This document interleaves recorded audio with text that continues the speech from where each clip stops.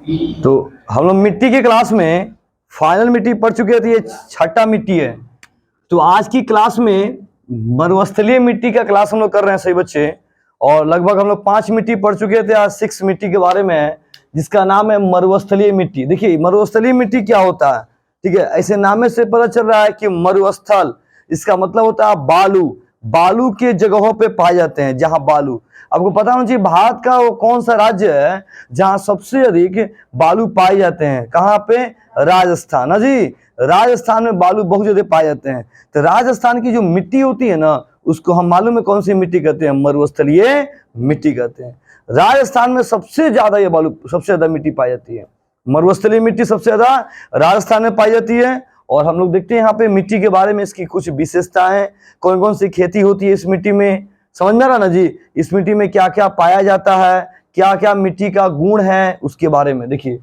इसे desert soil भी कहते हैं, ठीक है ना, इंग्लिश में इसको डिजार्ट सॉइल भी कहते हैं। अब आइए, इसमें रेत बालू के कण अधिक होते हैं, मतलब इसमें रेत और बालू बहुत अधिक मात्रा में पाए जाते हैं।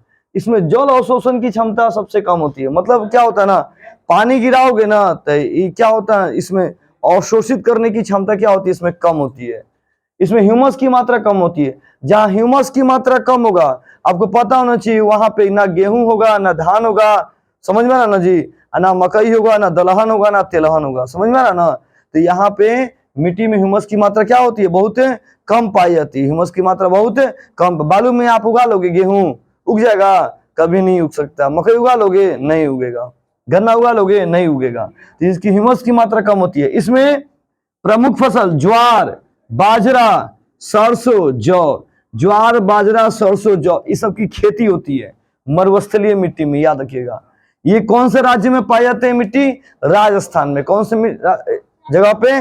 राजस्थान में। लेकिन गुजरात, दक्षिणी पंजाब, दक्षिणी हरियाणा के कुछ भागों में यह मिट्टी पाई जाती है। ज्यादा जो है ना राजस्थान में पाया जाता है, लेकिन हल्का फुल्का जो है ना बहुत कम मात्रा में, बहुत कम मात्रा में जो है कहां कहां पे पाई जाती है? गुजरात, दक्षिणी पंजाब और दक्षिणी हरियाणा के कुछ भागों में यह मिट्टी पाई जाती है। जो राजस्थान का जो बॉर्डर है ना, राजस्थान का जो बॉर्डर है वो ना गुजरात से सटा हुआ है, पंजाब से सटा हुआ है और हरियाणा से क्या है? सटा हुआ है। समझ में आ रहा ना? इसलिए थोड़ी थोड़ी मिट्टी वहां भी पाई जाती है। चलिए इसको हम मानचित्र के माध्यम से थोड़ा समझते हैं ध्यान से।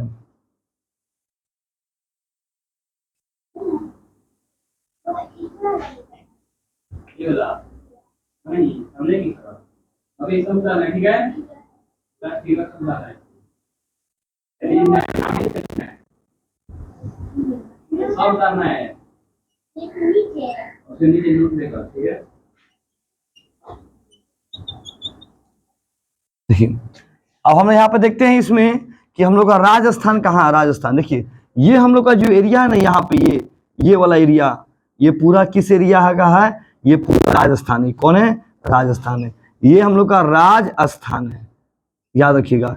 और यहीं पे मरुस्थलीय मिट्टी पाई जाती है, यहीं पे सबसे अधिक मरुस्थलीय मिट्टी पाई जाती है। इसके बॉर्डर पे देखिए तो क्या, ये गुजरात है। कौन है? गुजरात है। और यहाँ गुजरात जो है ना, यहाँ हल्का फुल्का इसके बॉर्डर के पास ये मरुस्थलीय मिट्टी पाई जाती है।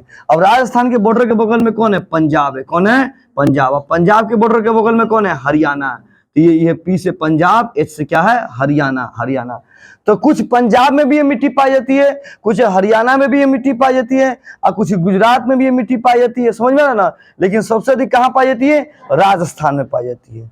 तो हमने क्या देखा कि राजस्थान में मरुस्थलीय मिट्टी पाई जाती है। और ये जो मिट्टी है, ये मिट्टी है, इसमें ज्वार, बाजरा, सरसों और जौ की खेती होती है। ज्वार, बाजरा, सरसों और जौ की खेती होती है। इसमें ह्यूमस की मात्रा क्या होती है? बहुत कम होती है। और कौन कौन सी चीजें पाई जाती हैं? रेत, बालू के इत्यादि के कण हम लोग इसमें क्या होते हैं? पाए जाते हैं।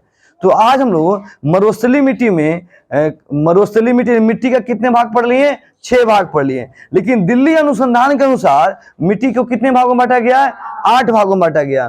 तो 7वां और 8वां इसके बाद हम लोग पढ़ने वाले हैं। अब ध्यान से देखते हैं अगला टॉपिक हम लोग।